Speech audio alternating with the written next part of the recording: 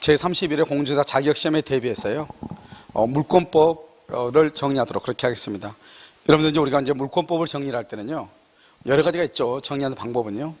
그런데 우리가 항상 동일한 것을 반복적으로 학습을 해야지 단기간 안에 끝내는 자격시험에서는 고득점을 할 수가 있거든요.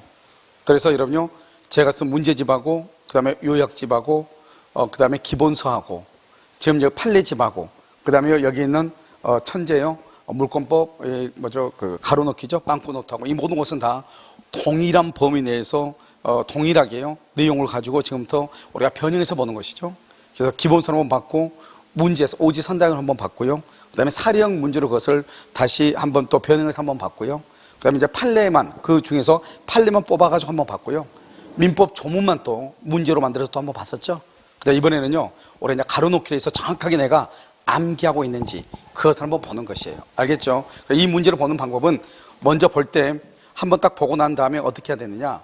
내가 정확하게 알고 있는 것은 두 번 다시 볼 필요가 없죠. 내가 반드시 한번 이건 암기해야 되겠다, 그것만 체크해서 봐야지 처음부터 이걸 다시 한번 봐야 되겠다 이렇게 생각하면 안 되죠. 우리가 다시 한번 보려면 그것은 처음 공부할 때 그렇게 하는 것이고, 지금 마무리를 할 때는 두 번, 세 번 볼 수 있는 것이 아니기 때문에 내가 틀린 부분만, 내가 미처 예상하지 못했던 그런 부분만 먼저 체크했다가 두 번, 세 번 반복적으로 봐가지고 암기해야 되는 거예요. 모두에서 물권법은요, 600개의 지문이 나오는 것이에요. 아시겠죠? 그래서 지금부터요, 한번 보도록 그렇게 하겠습니다. 자, 물권은 현존하지 않는 물건이라고 되어 있죠? 현존하지 않는 물건에 대해서는 성립할 수가 없는 거예요. 왜 그러죠? 물권은 물건을 지배할 수 있는 권리인데요, 이 물건은 첫 번째요, 현존성이에요. 현존해야 되고요, 그 다음에 독립해야 되고 특정성이 있어야 돼요. 그래서 물건을 현존해야 되기 때문에 현존하지 않는 것은 물건이 아니에요. 그래서 현존하지 않는 물건에 대해서는 물권이 성립할 수 없는데요, 뭐는 성립할 수 있다? 대신요, 채권은 성립하죠. 이것을 우리가 말한다 아파트 분양계약이죠. 이런 분양계약을 할 때 건물이 지금 있어요, 없어요? 없죠.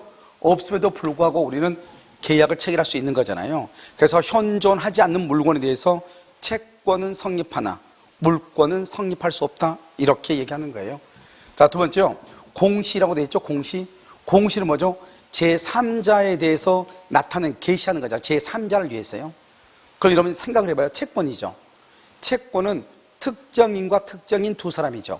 그러니까 두 사람 사이의 문제이기 때문에 제3자에게 드러낼 필요가 없죠. 그래서 원칙적으로 채권은 공시 방법이 필요가 없는 거예요. 그래서 불필요하다, 이것을 우리가 뭐란다? 채권이다, 이렇게 얘기하는 것이고요. 그 다음에 물권은요, 제3자에 대해서 주장하는 것이죠.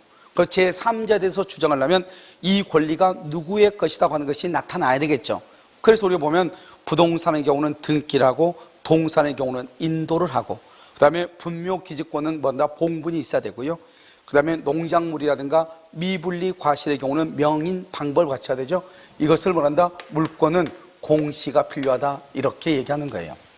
그 다음에 여기 저당권의 목적이 되어 있나요? 저당권의 목적은 뭐냐면 일단 부동산 또는 부동산이 돼야 되고요. 그 다음에 반드시 뭐가 돼야 돼요? 등기나 등록을 할 수 있어야 돼요. 그래서 등기나 등록이 안 되는 것은 저당권의 목적이 될 수가 없죠. 그런데 여기 보면 임목은 임목보존 등기라죠. 그래서 될 수 있죠. 그런데 지역권이나 임차권은요, 객체가 될 수가 없다, 이렇게. 그래서 우리가 시험에 지역권, 임차권이 잘 나오죠. 저당권의 객체가 될 수 없다. 그 다음에 명인 방법이죠. 명인 방법을 갖춘 것하고 농작물은요, 등기 등록을 하지 않죠. 그래서 목적물이 될 수가 있다, 없다, 이렇게 보는 거예요. 그 다음에 또 여기서 저당권의 객체가 될 수 있는 것은 임목뿐만 아니고 뭐가 있다? 지상권하고요, 전세권하고요, 그 다음에 어업권하고요, 광업권하고요, 공장재단, 광업재단 같은 것은 저당권의 객체가 될 수 있다, 이런 말이죠. 아시겠죠? 이것은 왜 이렇게 나오냐면요, 우리가 여기서 문제가 뭐죠? 물권의 의라고 되어 있잖아요. 이 물권의 의는 사실 여기 4개밖에 안 나와 있지만 실질적으로 문제가 어떻게 나오냐, 우리 물권법의 전체에 대해서 지문을 가지고 하나씩 쓰는 게 바로 물권의 의예요. 알겠죠? 자, 그 다음에 이제 일권주의죠. 토지의 개수는 어떻게 하죠? 필 또는 필지, 필수로 하죠. 필수를 표준으로 하여 결정되는 것이므로 지적법상 분필 절차를 거치지 않았죠. 지적법상의 분필 절차를 거치지 않았는데 등기부에만 분필의 등기가 되어 있죠. 그러면 이 등기는 무효가 되는 거예요. 그래서 우리가요, 토지라고 하는 것은 뭐죠? 일단 뭐죠? 대장이 우선이죠. 그러고 난 다음에 대장에다 분할 등기라고 분할을 하고, 그 다음에 그 분할된 것을 가지고 등기부에다가 분할 등기를 해야 되는 거잖아요. 그런데 분할을 하지 않았는데 등기부에만 등기가 되어 있다. 그것은 효력이 발생할 수 없고요. 이런 경우는 뭐가 안 된다? 등기부 취득쇼. 그래서 등기부 취득쇼가 인정되지 않죠. 그래서 여러분요, 등기부 취득쇼가 인정되지 않는 것 두 가지. 하나는 뭐가 있다? 이중 보존 등기죠. 그래서 이중 보존 등기로 무효인 등기를 기초로 등기부 취득쇼가 안 되죠. 이 두 가지가 안 되는 것이에요. 그 다음에 6번은요, 분필 절차를 밟기 전이라도 일필지 토지의 일부죠. 토지의 일부에 대해서는 지상권하고요, 지역권하고요, 전세권을 설정할 수 있죠. 이것을 뭐란다? 한마디로 용익물권이다 이렇게 얘기하죠. 그래서 토지의 일부에 대해서는 용익물권을 설정할 수가 있는 것이에요. 그런데 여러분요, 토지의 일부에 대해서 저당권은 된다 안 된다? 저당권은 안 되죠. 왜요? 일물 일권주의니까 안 되는 것이고요. 자, 7번은요, 여기 우리가 건물이란 말 하죠. 건물이 되려면 어떻게 해야 돼요? 건물은 최소한 뭐가 있어야 돼? 기둥이 있어야 되죠. 주벽이 있어야 되죠. 그 다음에 뭐가 있어야 돼요? 지붕이 있어야 되죠. 그래서 기둥과 주벽과 지붕이 있어야지 그것을 건물이라고 한다, 이런 말이고요. 그 다음에 8번은 건물의 일부죠. 건물의 일부에는 뭐가 있다? 구분소유, 아파트죠. 구분소유하고 건물 전세권이죠. 전세권을 설정할 수 있고요. 여기에서 또 한 가지 알아야 될 게 뭐죠? 토지의 일부에 전세권이 가능하죠. 건물의 일부에 전세권이 가능하죠. 이것을 말한다. 토지나 건물의 일부에는 전세권을 설정할 수 있다. 이 말의 뜻은 뭐냐? 토지나 건물의 일부에 대해서는 용익물권을 설정할 수 있다, 이렇게 얘기하는 거예요. 그 다음에 9번은요, 일필의 토지 일부, 토지의 일부죠. 일부에 대해서 점유취득쇼는 가능한데요, 여기요, 등기부 취득쇼는 안 되죠. 왜 안 되느냐? 등기는 일부동산 일등기거든요. 하나의 부동산에 하나의 등기부를 나타내는 거예요. 그러니까 일부에 대해서는 등기할 수가 없죠. 그런데 점유는 사실이죠. 점유는 만약에 지금 여기 두 가지가 있잖아요. 이 중에서 하나만 점유하면 이거 하나만 점유하는 거죠. 그래서 사실의 문제이기 때문에 일부에 대해서도 점유할 수가 있는 것이. 그래서 우리가요, 토지의 일부에 대해서 부동산 점유 취득쇼는 가능하지만 등기부 취득쇼는 가능하지 않다, 이렇게 얘기를 하는 것이에요. 그 다음에 10번은요, 물권은 여기 뭐죠? 법률이죠. 물권은요, 법률 또는요, 관습법이죠. 법률 또는 관습법에 응하는 외에는 여기 봐봐요. 임의로 창설을 못하죠. 임의로 창설을 못하는 것을 무슨 규정이라 한다? 여기요, 185조는 강행 규정이다, 이렇게 얘기하는 거예요. 그래서 임의로 창설을 못하는 것을 강행 규정이다, 이렇게 얘기해요. 그러니까요, 여기서 법률은, 이때 법률은 뭐죠? 이때 법률은 형식적 의미의 법률, 다른 말로 헌법상 의미의 법률을 얘기해요. 형식적 의미의 법률, 헌법상 의미의 법률을 의미하고 뭐는 안 된다? 여기서 명령하고 규칙, 명령과 규칙은 제외되는 것이죠. 그래서 우리가 법률은 헌법상 의미, 형식적 의미의 법률을 의미한다, 이런 말이고요. 관습법상 물권으로 인정되지 않는 것이죠. 여기 시험에 이거 몇 번 나왔죠? 사도통행권, 온천권이죠. 그 다음 미등기, 무허가 건물의 양수인, 우리나라는 형식주의죠. 등기를 함으로써 소유권을 취득하죠. 공원 이용권, 이렇게 했죠. 이 네 가지가 관습상 물권이고요. 여러분 여기 보면 여기 온천수죠. 온천수. 이 온천수는 생활에 필요한 용수가 아니에요. 알겠죠? 생활 용수가 아니다, 이게 중요해요. 온천수는 우리가 온천수를 가지고 우리가 빨래를 하고 밥 짓고 세수하고 이런 거 아니잖아요. 그래서 생활 용수가 아니다, 이것이 중요해요. 됐죠? 그래서 네 가지를 암기하시고요. 12번 185조는 강행 규정이죠. 물권 법정주의에 위반되면 강행 규정이 위반이죠. 그럼 유효이다, 무효이다, 무효이다, 이렇게 얘기하죠. 무효, 이렇게. 예를 이제 우리는 물권 법정주의의 일부에서 봤고요. 다시 한번 볼까요? 또 뒤에요. 소유자는 소유권의 사용 수익 권능을 대세적으로 유효하게 포기할 수가 없어요. 왜 그러느냐? 소유권은 뭐다? 먼저 사용 수익 권능하고요, 처분 권능, 이렇게 되어 있거든요. 이것을 뭐란다? 내용이라고 하고요. 소유권을 뭐란다? 종류라고 하는 거예요. 그럼 물권 법정주의는 종류와 내용을 법으로 정한다, 이 말이죠. 이것은 강행 규정이니까요, 다른 내용의 소유권이나 다른 종류의 물권을 설정할 수가 없다 이 말이죠. 그런데 소유권은 사용 수익하고 처분을 할 수 있어야 되는데요, 사용 수익이 없는, 사용 수익을 할 수 없는 소유권이라는 것은 있을 수가 없죠. 그것은 물권 법정주의에 위배되기 때문이다 이 말이죠. 그래서 처분 권능만을 내용을 하는 소유권을 허용할 수가 없는 것이에요. 아시겠죠? 아직 우리 시험에는 나오지 않았지만 여러분들이 이것은요 잘 알고 있어야 돼요. 그래서 우리가 물권 법정주의라는 것은 내용 강제, 종류 강제다 이렇게도 표현을 하는 거예요. 아시겠죠? 자, 우선적 효력이라고 돼 있죠. 자, 13번 볼까요? 물권 상호이죠. 물권 상호에서 제한 물권은요 언제나 소유권에 우선하죠. 그래서 소유권과 제한 물권이 부딪히면 누가 우선해요? 제한 물권이 우선하죠. 그래서 그럼 제한 물권은 소유권을 일시적으로 제한하는 것을 얘기하는 거잖아요. 자, 이번에요 15번은 동일한 부동산에 대해서 설정된 여러 개의 권리의 순위는, 동일한 부동산은요 뭐를 따진다? 등기, 설정 등기의 전후에 따라서 따지는 거죠. 그래서 설정 시기죠. 그래서 제한 물권을 설정하는 시기에 따라서 달라지죠. 그래서 전후에 따라서 달라진다. 그런데 여러분요, 우리가 유치권 같은 경우는 점유만 하지 등기를 하지 않잖아요. 그래서 원칙적으로 유치권의 경우는 등기를 하지 않고 따라서 다른 물권과 우열을 논할 수가 없잖아요. 그래서 원칙적으로 우선적 효력이 없는 거예요. 그 다음에 16번은요, 여기 보면 우리가 16번에서 보면 우선적 효력이 없고 방금 얘기했죠? 여기 혼동이나 소멸시효에 걸리지 않는 것, 이것을 우리는 뭐란다? 이것을 점유권이다 이렇게 얘기하는 거예요. 그래서 점유권은 우선적 효력이 없고 혼동에 걸리지 않고, 그래서 여러분 점유권은 혼동 걸리지 않고 점유권은 소멸시효에 걸리지 않고, 그래서 소멸시효에 걸리는 것은 우리 민법의 물권의 8가지 중에서 소멸시효에 걸리는 것은 지상권하고 지역권이죠. 20년이요.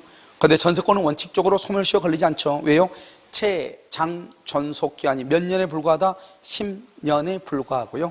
10년을 초과하면 몇 년으로 단축된다? 10년으로 단축이 되는 것이죠. 아시겠죠? 자, 17번. 물권과 채권 상호간에 있어서 원칙적으로 뭐가 우선한다? 물권은 채권에 우선하죠. 물권은 채권에 우선하는 것이 원칙이죠. 그래서 물권은 절대권으로서 세상 누구에게나 주장할 수 있는 대세권이고 대항력이 있죠. 채권은 특정한 사람과의 관계이죠. 그래서 대인권이고 상대권이고, 알겠죠? 대항력이 없는 것이 원칙이란 말이죠. 그래서 물권과 채권이 부딪히면 누가 우선한다? 물권이 우선하는 거예요. 그 다음에 18번은요, 주택의 소액 임차인이나 근로자의 임금 우선 특권 등은 뭐보다 우선한다? 물권이죠. 다른 말로 저당권. 이 저당권이 뭐죠? 물권이죠. 물권에 우선할 수 있다 이 말이죠. 물권보다 우선한다. 그래서 예외적으로요, 원칙적으로는 채권과 물권이 부딪히면 물권이 우선하지만 예외적으로 채권이 우선할 수도 있다 이런 말이죠. 그래서 주택임대차보호법, 상가건물임대차보호법, 그 다음에 임금 우선 특권의 경우에 여기에 해당한다 이런 말이죠. 자, 이제 물권적 청구권에 대해서 한번 보시죠. 자, 19번. 소유권에 기한 물권적 청구권의 규정은요, 여러분요, 질권하고요 유치권이죠. 질권하고 유치권에는 준용되지 않아요. 알겠죠? 준용한단 말이 없어. 따라서요, 유치권에 기한 유치권에 기한 물권적 청구권은 없는 거예요. 이게 아주 중요하죠. 그래서 누군가가 내가 유치 중에 있는데 누군가가 내가 유치 중에 있는 물건을 침탈하죠. 절도나 강도를 하죠. 그럼 유치권은 바로 소멸하는 거예요. 그래서 유치권자는 유치권에 기한 물권적 청구권을 행사할 수 없고 점유보호 청구권만 행사할 수 있다 이렇게. 20번. 지역권자는 뭘 하지 않죠? 지역권하고 저당권은 둘 다 뭘 하잖아요? 점유를 하지 않죠. 점유를. 지역권과 저당권은 점유하지 않으니까요, 누군가가 지역권을 침해하죠. 알겠죠? 그랬을 때는 침해를 이유로 승역지의 반환을 청구할 수가 있어요, 없어요? 반환을 청구할 수가 없다 이 말이죠. 저당권도 마찬가지죠. 뭐 하지 않는다? 점유하지 않죠. 그러니까 누군가가 저당 목적물을 침탈해 갔다 할지라도 저당권에게서 뭐를 청구할 수 없다? 건물의 반환, 인도를 뭐 할 수 없다? 청구할 수 없다 이 말이에요. 이 두 가지는 둘 다 뭘 하지 않는다? 점유를 하지 않는다. 그래서 지역권과 저당권은 점유보호 청구권이 없다 이런 말이죠. 22번. 임차인이 점유하고 있는 경우 이렇게 됐죠. 임차인이 점유하고 있는 경우는 점유하니까 점유라고 있죠. 그래서 여기서 뭘 할 수 있다? 점유보호청권, 점유보호 청구권을 행사할 수 있고요. 그 다음에 임대인의 물권적 청권은 뭐 할 수 있다? 대위 행사하죠. 그래서 임대인은 보통 소유자를 얘기하죠. 소유권에 대한 물권적 청권을 대위 행사하죠. 그런데 지금요 이 3번처럼요 대항력 있는 임차권, 다른 말로 뭐다? 등기된 임차권, 등기가 된 또는 대항력 있는 임차권은 임차권에 기한 임차권 자체에서 방해 제거, 방해 예방을 청구하는 거예요. 그런데 여기에서는 뭐가 없다? 임차권 자체에서 반환 청구권 없죠? 그것은 왜 그러냐? 우리 민법에 보면 임차인이 임차 목적물을 점유하여 용도에 따라 사용하고 소유할 수 있도록 만들어줄 의무가 임대인에게 있다 이 말이죠. 그러니까 누군가가 임차 목적물에 침탈을 하게 되면 임대인이 그것을 반환받아서 임차인에게 줘야 된단 말이죠. 그래서 원칙적으로 반환 청구는 임대인에게 주어지는 것이고요. 임차인은 임차권 등기를 해서 대항력이 발생하잖아요. 그러면 임차권 자체에서 방해 제거와 방해 예방을 청구한다. 그런데 시험에 여러분 잘 나오죠? 여기 보면 반드시 대항력 있는 임차권, 등기된 임차권 똑같은 말이 알겠죠? 대항력이 있는 또는 등기된 임차권의 경우에만 방해 제거, 방해 예방을 청구하는 것이고 임차권이라고 해서 무조건 청구할 수 있는 것은 아니다 이런 말이에요. 무슨 말인지 아시겠죠? 자, 이것을 얘기하는 것이고요. 그 다음에 24번요 물권적 청구권이죠. 물권적 청구권은 현재 침해받은 소유자가 현재 침해하고 있는 점유자, 즉 직접 점유자, 간접 점유자에게 청구하는 것이고 점유 보조자는 점유자가 아니죠. 그래서 점유 보조자에게는 점유보호뭐죠? 물권적 청구권을 행사할 수가 없는 거예요. 따라서 물권적 청구권은 물권과 분리해서 양도할 수 있다 없다? 없다. 그래서 물권과 분리해서 양도할 수가 없는 거예요. 아시겠죠? 자, 그 다음에 25번 소유권을 뭐를 했다? 상실한 사람, 그러면 소유권을 상실한 전소유자죠. 소유권을 양도한 전소유자죠. 알겠죠? 다른 말로 뭐다? 이 사람은 종전소유자죠. 종전소유자는 현재 소유자가 아니죠. 그래서 물권적 청구권을 행사할 수가 없는 거예요. 우리가 물권적 청구권은 현재 침해를 받은 소유자가 행사하는 거죠. 그래서 종전소유자, 소유권을 상실한 사람, 그 사람들은 물권적 청구권을 행사할 수가 있다 없다? 없다 이렇게. 26번 현재 침해받고 있는 대지의 소유자. 현재 봐봐. 현재 침해를 받고 있는 대지의 소유자다 이 말이죠. 대지 소유자가 침해를 받고 있죠. 그럼 건물 소유자. 그러면 이 건물 소유자가 이것은 불법 건축이다 이 말이네요. 왜요? 대지를 침해하고 있으니까. 그걸 할 수 있죠.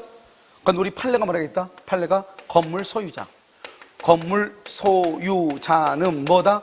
대지 점유자다 이렇게 얘기했죠. 그런데 지금요 이 건물이 불법 건물이죠. 불법 건물이니까 대지도 지금 불법으로 점유하고 있죠. 그러니까 어떻게 해요? 대지의 소유자는 건물 소유자에게 건물을 철거하고 대지를 인도하라고 청구하죠. 여기서요 건물의 철거를 뭐라 한다? 방해 제거 청구라고 하고요. 대지 인도를 뭐라 한다? 소유권에 대한 반환 청구다 이렇게 얘기를 하는데요. 뭐는 안 된다? 퇴거는 청구할 수가 없죠. 왜요? 이 사람이 지금 건물의 소유자죠. 비록 불법 건축물이지만 건물의 소유자이기 때문에요. 소유자한테 퇴거하라고 하면 안 되죠. 어떻게 한다? 소유자한테 건물 철거하고 토지를 인도하라고 청구해야 되는 거죠. 이것을 소유권에 대한 물권적 청구권으로서 소멸시효에 걸리지 아니한다 이렇게 표현을 하는 거예요. 그 다음에 27번 미등기 무허가 건물을 매수했죠. 미등기 여기 항상 여러분 불법 점유자란 말이 나오죠. 이러면 우리가요 매도인하고 매수인 양자 사이에서는 등기 여부를 따질 필요가 없이 실질적으로 따지죠. 그래서 매매계약 체결하고 물건을 인도받았는데 아직 등기를 하지 않았다 할지라도 매수인이 소유자가 되는 거예요. 그런데 문제는 뭐죠? 불법 점유자죠. 이 불법 점유자는 제3자잖아요. 제3자가 있으면 항상 뭐를 기준으로 한다? 등기부를 기준으로 판단해. 등기부를 기준으로. 그래서 미등기 무허가 건물을 매수하여 등기를 마치지 않는 매수인은 불법 점유자에 대해서 직접, 여기 봐봐, 청구할 수 있다고 돼 있죠? 청구할 수 있다고 돼 있지? 있다 그러면 여기는 뭐 한다? 직접 청구를 못하죠. 직접 청구를 못하고 매도인 또는 양도인을 뭘 해서? 대위해서 청구해야지. 왜? 제3자와의 관계에서는 소유자로 인정이 된다, 안 된다? 안 된다고 그랬죠? 그래서 직접 청구하지 못하고 대위해서 청구를 하는 거예요. 아시겠죠? 28번, 불법 점유를 이유로 한 건물 명도 청구를 하려면 불법 점유하고 있는 사람이죠. 언제도 현재 왜요? 물권적 청구는 현재 침해를 받고 있는 소유자가 현재 침해하고 있는 사람을 상대로 해야 되잖아요. 현재 불법 점유하고 있는 사람을 상대로 해야 되고, 그렇지 않는 경우는 점유보조자, 이러면 아까 얘기했죠? 점유보조자는 누가 아니다? 점유자가 아니죠. 점유자가 아니니까 점유보조자를 상대로 청구를 할 수 있다, 없다? 없다 이 말이죠. 청구할 수 없다. 그래서 점유보조자를 상대로는 청구할 수가 없어. 왜? 점유자가 아니니까. 그러니까 아무튼 누구한테 한다? 현재 불법 점유자, 이 불법 점유자가 직접 점유이든 간접 점유이든 가리지 않고 현재의 점유자를 상대로, 현재의 점유자를 상대로 하는 것이에요. 무슨 말인지 아시겠죠? 현재 점유자, 이렇게. 29번, 부동산 매매 계약이 합의 해제. 그러면 해제가 되죠? 해제가 되면 어때요? 소급해서 무효가 되죠. 소급해서 무효가 되고요. 매수인 명의의 등기는 뭐가 된다? 무효가 되고요. 매수인은 더 이상 뭐다? 소유자가 아니다? 소유자가 아니죠. 그럼 어떻게 해야 돼요? 소유권은 누구한테요? 매도인에게 복귀하죠. 뭐 없이요? 등기 없이 또는요, 당연히요, 또는 등기 없이 당연히 매도인에게 복귀하죠. 그래서 매도인이 소유자가 되고요. 합의 해제했다는 매도인의 원상회복 청구권, 이 원상회복 청구권이 뭐냐? 매수인 명의의 등기가 지금 무효라고 그랬죠? 무효니까 뭘 한다? 그것을 말소 등기죠. 말소 등기 청구, 이걸 원상회복 청구권이죠. 그럼 누가 말소 청구한다? 매도인이. 매도인 누구다? 매도인은 소유자죠. 그래서 이것은 소유권에 기한, 소유권은 채권이다, 물권이다? 물권이죠. 물권적 청구권이고, 소멸시효에 걸린다, 걸리지 않는다? 소멸시효의 대상이 아니다, 이렇게 얘기하죠. 그래서 그럼요, 이것은 우리가요, 해제권에서 잘 나오고요, 물권적 청구권에서 잘 나오고요, 나중에 186조냐 187조냐 할 때요, 계약이 해제되면은 당연히 등기 없이, 187조죠, 등기 없이 소유권이 매도인에게 복귀한다. 무효나 취소나 해제가 됐을 때 이렇게. 자, 30번은요, 불법 점유자라도 그 물건을 다른 사람에게 인도하여 현실적으로 점유하고 있는, 봐봐요. 여기 보면 명도를 청구할 수 없다고 그랬지? 없다? 현실적으로 점유를 하고 있지 않으면 그래야 되겠죠? 하고 있지 않으면 그 자를 상대로 인도 또는 명도를 청구할 수가 없다 이 말이죠. 왜요? 물권적 청구는 누구한테 행사한다? 현재 침해받은 소유자가 현재 침해하고 있는 점유자, 현재 침해하고 있는 점유자에게. 지금 현재 침해하고 있는 사람이 누구다?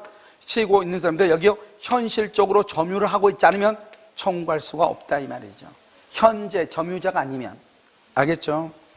자, 여기요, 소멸시효가 걸리지 않죠? 소멸시효가 걸리지 않는 것은 소유권에 기한 물권적 청구권은 소멸시효가 걸리지 않아요. 우리가 이제 제한물권은요, 학자들 간에 논쟁이 있고요, 아직 제한물권에 대해서는 대법원 판례가 말이 없어요. 원래 물권적 청구권은 논리적으로 보면 물권의 침해로부터 당연히 발생하기 때문에요, 소멸시효에 걸리지 않아야 되지만 판례가 소유권은 명확하게 소멸시효에 걸리지 않는다고 했는데요, 제한물권은 일부 학자들은 걸리지 않는다고 하지만 일부 학자는 소멸시효에 또 걸린다고 하는 학자들도 있단 말이죠. 그러니까 그것은 시험에 나올 수가 없어요. 소유권에 기한 물권적 청구권은 소멸시효에 걸리지 않는다 이런 말이죠. 그 다음에 여기요, 뭐는 귀책 사유를 불문 따지지 않고요, 어떤 것은 요구하죠? 바로 손해배상이죠. 손해배상 청구권은 귀책 사유가 있어야 되지만 물권적 청구권이죠. 물권적 청구권은 귀책 사유를 따지지 않죠. 그러니까 만약에 고의과실이 있다? 그러면 손해배상 청구도 할 수 있고 물권적 청구도 할 수 있고, 고의과실이 없다? 그러면 물권적 청구권을 행사할 수 있는데 손해배상 청구를 못하는 거예요. 이것을 우리는 뭐란다? 이 두 가지는 뭘 할 수 있다? 병존할 수 있다. 이렇게도 얘기해. 귀책 사유가 있을 때는 물권적 청구권의 대상이 될 수도 있고 손해배상 청구를 할 수도 있으니까. 그래서 손해배상 청구는 귀책 사유가 있어야 되고 물권적 청구는 귀책 사유를 요하지 않는다 이런 말이에요. 33번 미등기 무허가 건물의 양수인이죠. 미등기죠. 이 사람은요 항상 미등기여도 매도인과의 관계에서는 실질적 소유자로 인정을 받죠. 그런데 여기 불법 점유자요. 불법 점유자 그러면 제3자죠. 여러분 제3자와의 관계에서는 등기부상 소유자를 소유자로 봐. 그래서 미등기 매수인은 제3자와의 관계에서는 소유자로 취급을 못해요. 자 그럼 보면 불법 점유자에 대해서 반환 청구할 수 없고 그렇죠. 없고 어떻게 해요? 직접 소유권에 의해서 반환 청구할 수 없고 직접 청구할 수 없고 그럼 어떻게 한다? 소유권에 의한 물권적 청구권을 만다 대위 행사하죠. 그래서 누구를 매도인 또는 양도인을 대위하여 반환 청구권을 행사해야 된다 이 말이죠. 대위해서 알겠죠? 직접 청구가 된다 안 된다? 안 되죠. 왜요? 불법 점유자와의 관계에서는 소유자로 취급을 받는다 받지 못한다? 받지 못한다 이 말이죠. 아시겠죠? 자 34번은요 민법 214조의 소유권에 대한 방해 제거죠. 방해 배제 청구죠. 있어서 방해라고 하는 것이 뭐냐면 방해라고 하는 것은 현재 지속돼야 돼. 현재 지속되고 있는 침해를 얘기해. 현재 지속되고 있어야 돼. 소유권에 대한 방해 제거 청구는 방해 결과죠. 방해 결과 끝났죠. 방해가 이것은 손해배상의 영역이야. 손해배상이니까 현재도 뭐가 돼야 돼? 계속되고 있는 지속되고 있는 방해를 의미해. 그때 방해 제거를 청구해. 방해가 끝났다. 결과죠. 그러면 손해배상만 청구하는 거예요. 누군가가 내 자전거 위에 지금 올라타 앉아있다. 그럼 침해가 지속되어 있고 계속되고 있죠. 이때는 방해 제거. 그 올라타고 있던 사람이 내려왔어. 이미 내려왔는데 또 내려오라고 할 수 없잖아요. 내려왔는데 타이어가 펑크가 나 있어. 그러면 손해배상을 청구해야죠. 내 자전거 위에 내가 나한테 동의도 없이 자전거 위에 올라타 앉아있다. 그럼 뭐가 있다? 침해가 지금 진행 중이죠. 내려왔다. 침해가 끝났죠. 그것을 결과라고 얘기해. 결과인데 손해가 있다. 그러면 손해배상을 청구하는 거예요. 이게 이제 차이가 있는 것이죠. 알겠죠? 그래서 방해는 지속되고 있어야 된다. 손해는 결과에 대해서다. 아시겠죠? 이렇게. 35번. 소유자가 침해자에 대해서 방해 제거 행위 또는 방해 예방 행위를 하는데 드는 비용을 청구할 수 있는 경우는 민법 214조가 뭐냐? 방해 제거 청구거든요. 방해 제거 청구권이라는 214조에 의해서 이 비용을 청구할 수 있는가? 청구할 수 없다 이 말이죠. 왜? 214조는 그야말로 소유물에 대한 침해가 있으면 그것을 방해 제거한다 이 말이지, 그 제거로 대해서 들어가는 비용도 청구한다 이런 말이 거기에 포함되어 있는 것은 아니라고. 그럼 비용을 어떻게 청구한다? 비용은 채권이죠. 별도로 청구하는 거예요. 아시겠죠? 그래서 214조에서 방해 배제 비용이나 방해 예방 비용을 말할 수 없다, 청구할 수 있다 없다? 없다. 이게 아주 중요해요. 알겠죠? 그래서 방해 배제, 방해 예방 비용을 청구할 수 있다 없다? 없다. 별도로 청구를 해야 된다 이런 말이에요. 아시겠죠? 이렇게요. 자, 그 다음에 물권 변동이죠. 36번. 아직 독립한 건물로서의 요건. 방금 우리 한번 봤었죠. 건물로서의 요건은 뭐다? 기둥하고, 그 다음에 지붕하고, 그 다음에 주된 벽이 있어야 되죠. 주벽이 있어야 돼. 갖추지 못한 단계에서 갖추지 못했죠. 그럼 이것은요 뭐다? 기초공사만 했다 이 말이죠. 기초공사 한 상태에서 제3자가 잔여 공사를 진행해서 제3자가 완공을 했죠. 그러면 소유권은 누가 원시 취득한다? 이때는 제3자가 원시 취득을 하는 거예요. 완공한 사람이. 알겠죠? 그런데 문제는 뭐죠? 갑의 것을 을이 지금 제3자가 완공을 했잖아요. 그러면 갑이 기초공사 했을 거 아니에요. 기초공사를 할 때 비용이 들어갔어 안 들어갔어? 들어갔죠? 그러면 갑은요 을한테 그 비용을요 원시 취득자에게 비용을 청구할 수 있어. 부당이득으로 비용을요 부당이득으로 청구할 수 있는 거예요. 내가 기초공사할 때 드는 비용이 1,000만 원 정도 들었으니 그 돈을 부당이득으로 반환해라. 그 비용에 대해서 부당이득 반환을 청구할 수가 있다 이런 말이에요. 아시겠죠? 37번. 건축공사가 중단되었던 미완성 건물을 인도받아 나머지 공사를 마치고 완공한 경우 건물이 중단된 시점에서 이미 기둥하고 지붕하고 주벽이 있다. 기둥하고 지붕하고 주벽이 있다. 그럼 이것은 건물이다 이 말이에요. 건물. 그럼 누가 소유권을 취득하냐? 매수에서 완공한 사람이 소유권을 취득하는 것이 아니고 최초의 건축자가 소유권을 취득하는 거예요.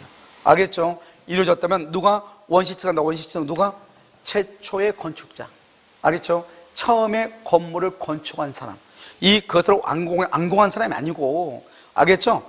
최초의 건축주가 그래서 원시 취득한다 이 말이죠. 여기하고 완전히 다르죠. 여기는요 아예 기초공사만 한 상태고, 여기는 갑이라고 하는 사람이 적어도 기초공사를 하고 뼈대를 붙여서 1층 지금 1층 2층까지 이렇게 건물을 지었다 이 말이죠. 그럼 누가 보더라도 이것은 건물인데 아직 완공이 되기 전에 그것을 을한테 팔아서 을이 건물을 완공시켰다. 이런 경우는 어떻게 한다? 일단 최초의 건축업자가 원시 취득을 하는 것이다. 이렇게. 그래서 36하고 37은 약간 다르죠. 자, 38은요. 건축물 도급구역에서 수급이라는 말이 중요하죠. 수급이요. 재료와 노력이죠. 우리 이것을 가공이라고 하는 거죠. 이렇게 재료와 노력을 들어서 건물을 짓죠. 그럼 이것은 누구의 소유다? 수급인이 원시 취득해. 그래서 이것을 뭐란다? 이것을 재료주의다. 이렇게 얘기하는 거예요. 그런데 도급인과 수급인 사이에 완성된 건물의 소유권을 도급인에게 귀속시키기로 뭐가 있다? 합의가 있죠. 합의. 그럼 이것은 누구 것이다? 도급인에게 귀속해. 원시 취득해. 알겠죠? 원칙은 수급인. 도급인에게 귀속시키기로 합의하면 도급인. 39번 채무의 담보를 위하여 채무자가 비용과 노력. 그러면 채무자가 원시 취득해. 그런데 건축 허가 명의로 건축 허가를 채권자 명의로 허가를 해도 필요 없어. 건축 허가는 행정상의 편의인 것이고, 실질적으로 우리가 가공에서는 누가 재료를 댔느냐가 원칙적으로 중요해. 재료주의니까. 그래서 누가요? 채무자가 원시 취득해. 재료와 비용이 원칙적으로 그 사람이 가공해서 재료주의죠. 그래서 원칙적으로 채무자가 원시 취득한다 이런 말이에요. 무슨 말인지 아시겠죠? 자, 다음에는요. 그러니까 법률 행위에 의한 물권 변동이죠. 그럼 이것은요 잠깐 우리가 쉬었다가요 하도록 그렇게 하겠습니다.